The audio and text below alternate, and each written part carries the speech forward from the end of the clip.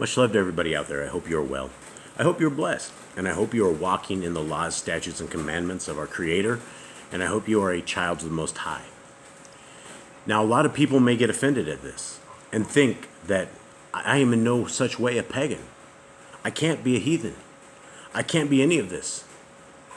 The bottom line, and the truth be told, is if you celebrate the pagan holiday of Christmas, you are not a child of the Most High. Now, before you shut this off, before this completely offends you, let's read what Scripture says. First, I'd like to point us to the small commandments of do not walk in the manners of the nation. Commandment number 5. We have two verses here. We have Leviticus and we also have Deuteronomy. Now, let's look at this as the verses that they are. It says, do not walk in the manners of the nation. And ye shall not walk in the manners of the nation, which I cast out before you. For they committed all these things, and therefore I abhorred them. Leviticus 20:23. Now, let's define what all these things are. The things that he's talking about that they're doing are things that go against the laws, statutes, and commandments of Genesis, Exodus, Leviticus, Numbers, and Deuteronomy. Those are our commandments of what we should and what we shouldn't do. Now, the next commandment is, when you are to come into the land which Yahuwah Eloheka gives you, you shall not learn to do after the abominations of those nations. Deuteronomy 18:9. Now, our Creator is a very jealous Elohim. And I would like to go over a video, not even a video, I'd like to go over this webpage into this video, and I'd like to put this together for you guys, for those who do not believe or do not understand what I'm saying. When you are getting on your knees and you're opening presents in front of a Christmas tree that you have decorated up and you have an angel or a star on the top of it, you may think it means one thing, but what it really means and what you're doing is you're participating in a pagan ritual. You are doing what the nations do. You are doing what the heathens do. If you want to be a child of the Most High, you will not do these things. These are the times of year we are separated from the world completely, even more than before. We don't participate in this stuff at all. You run from Christmas. You run from New Year's. You run from Easter. You run from all of these pagan celebrations. Our Creator's Son, Yahushua HaMashiach, as most people know as Jesus the Christ, was not born on December 25th. This is called Saturnalia. This is not when he was born. He was born on Yom Teruah, the Feast of Trumpets, more than likely September 11th, which is very funny because that's when all the evil that they did upon the world began. Let's read this page. Humans as a species love to take inspiration from different cultures, customs, and traditions, and believe it or not, Christmas is no different. If you thought these cozy traditions you knew and loved were just about celebrating Christmas, think again. Things like kissing under a mistletoe, caroling, wreaths, and even gift giving were all aspects of pagan holidays that were adapted into Christmas celebrations in the early years. Decorating trees, feasting with loved ones, hanging up socks by the fireplace, and drinking yourself silly are no different. They are all part of pagan history and sacred holidays. In fact, most of the cultural aspects we associate with Christmas are steeped in pagan roots. Some pagan traditions that have become associated with Christmas: gift giving, the image of Santa Claus, Christmas stockings, Christmas caroling, decking the halls with holly, and decorating trees. Well, who are the pagans? First things first, what do we mean when we say pagan? And I will take this, let me pause real quick, and I will tell you what a pagan is. A pagan is anybody who is not obeying the laws, statutes, and commandments of our Creator. You are a heathen. You're a Gentile. The Hebrews 8 has no renewed covenant for Gentiles. The renewed covenant is for the house of Yashrael. You want to be part of the house of Yashrael because you want to obey the laws, statutes, and commands of our Creator. So if you are outside of this, if you are celebrating Christmas, you are a pagan. So let's continue on. This is a sweeping term that encompasses anyone from Romans to the Norse and Scandinavia. As Christianity spread through Europe in the early ADs, missionaries got to know a lot of different groups of people with varying religious systems and beliefs. All of these people in religions were lumped into the catch-all term of pagan. Although Christians had the goal of spreading their religion across Europe, they were still quite fascinated by the many of the customs and ways of the pagans. Clearly, they were fascinated enough to pick up a few of those beliefs and traditions and adapt them as part of the Christian celebrations. The winter solstice celebration. Keep reading, you'll find that Christmas is inspired by traditions from the Romans, Celtics, Norse, Druids, and more, all pagan. At the time, all of these different groups shared one big celebration that just happened to fall around Christmas time, the winter solstice. People living in the northern hemisphere celebrate winter solstice, or the shortest day of the year, smack bang in the middle of December. And this is why Christmas just so happened to fall around the same time as many existing pagan holidays. The winter solstice was a huge part of pagan life, as they were primary agricultural people. Winter marked the end of the year's harvest and the chance to enjoy the company of loved ones and rest from toiling the fields. Pagans could stop farming through the winter and instead devoted themselves to worshiping their various gods and celebrating with those around them. As winter in the northern hemisphere tends to be dark, cold, and hungry period of time, the winter solstice was celebrated to help keep people entertained and enjoy themselves until the sun rolled around again. So now that you have an idea of the background, let's look at some pagan traditions that have become associated with Christmas. Gift giving and Saturnalia.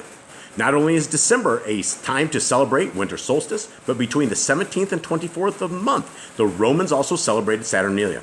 This was a pagan holiday in honor of the agricultural god Saturn. Romans would spend the week of Saturnalia, much like how we spend Christmas holidays today, feasting, drinking, giving gifts, and being joyful. These days we fork out lots of money on Christmas gifts, but back then the Romans exchanged small gifts for the sake of good luck. The idea was to give in the hope of bringing in a bountiful harvest the next year. Rather than huge lists of gifts to give, the Romans also shared only one gift with one other person. Somewhere along the line, giving gifts for luck and prosperity became a multi-million-dollar business. Isn't that funny?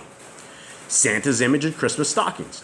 Our current modern-day image of Santa Claus, clad in red fur with a big white beard, was largely developed by Coca-Cola in the 1930s. But the idea of an old man giving gifts to children dates much earlier than that, back to the time of the pagans. Father Christmas, otherwise known as Saint Nicholas, was a patron saint of children, the poor, and prostitutes. Living around 4th century AD, Saint Nicholas was a generous bishop who was known for giving gifts to the poor, sporting a big beard and long cloak, much like the Santa we know and love. Even before Saint Nicholas, there was another bearded old man called Odin. This deity was worshipped by the early Germanic pagan tribes, traditionally portrayed as an old man with a long white beard with an 8-legged horse called Sleipnir, who he would ride through the skies, just like Santa's reindeer. During the winter, kids would fill their booties with carrots and straw and leave them by the chimney for Sleipnir to feed on. Odin would fly by and reward the children with little presents in their booties, much like we do with Christmas stockings today.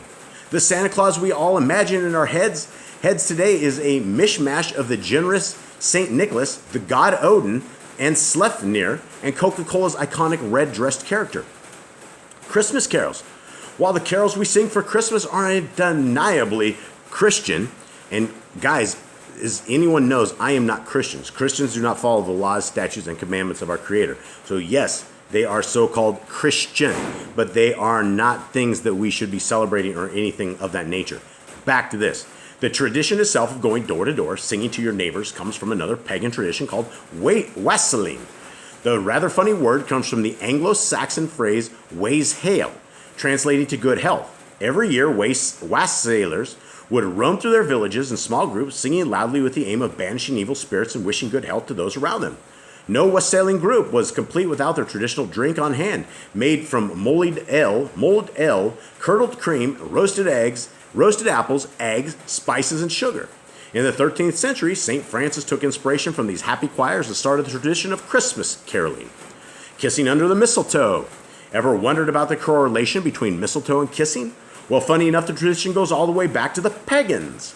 Everyone from the Romans and the Celts to the Druids and the Norse had a thing about mistletoe. It was considered to be a highly sacred plant involved in several pagan rituals. In the Roman world, mistletoe honored the god Saturn. To keep him happy, they would perform fertility rituals underneath the sprigs of mistletoe. Yes, that's exactly what it sounds like. We certainly toned it down as far as mistletoes are considered and left it with just a simple kiss. Probably a good idea since family is always around. In the world of Druids, mistletoe symbolized peace and joy. In times of war, if enemies were to meet underneath woodland mistletoe, then they would drop their weapons and form a truce until the next day. In a way, kissing is a form of truce. Decking the halls with holly. Mistletoe wasn't the only sacred plant for pagans. Holly was another holy plant connected with the god Saturn. During the Saturnalia holiday, Romans made holly wreaths to exchange as gifts for good luck. At the time of Saturnalia, early Christians began to celebrate Christmas. However, they were only often persecuted for practicing their new religion. It was lucky that Christians coincided with Saturnalia, as it allowed Christians to harbor a cover for their Christmas celebrations. To avoid detection and make it look like they were celebrating Saturnalia, Christians started hanging holly wreaths around their homes. This allowed them to recognize other Christians and still do something nice to celebrate their sacred holiday. Eventually, as pagans decreased, holly became a symbol of Christians instead of Saturnalia. Okay, all anti-Christ, all anti-creator. Christmas tree decorating. We sure have a lot of inspiration from the Romans, and tree decorating is just another borrowed tradition. Besides feasting, drinking, and exchanging gifts during Saturnalia, Romans also hung small metal ornaments on trees outside their homes. Each of these little ornaments represented a god, either Saturn or the family's personal patron saint. Early Germanic tribes practiced a similar tree decorating tradition, this time with fruits and candles to honor their god Odin throughout the winter solstice.